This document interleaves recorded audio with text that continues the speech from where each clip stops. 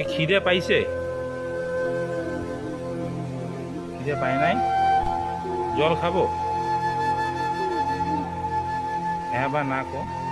না, আমি খিদে পাই না, বমি হয়েছে, খিদে জল খেলে বমি হয়েছে। কি কি অসুবিধা হয় ক মা? ভাত খাবার পাই না, ফল খাবার পাই না, খিচুড়ি রস খাবার পাই না। এই যে অসুবিধা ডাক্তারবাবু, আমার পেটে জল যাচ্ছে, ব্যথা করে পিঠে। ব্যথা করে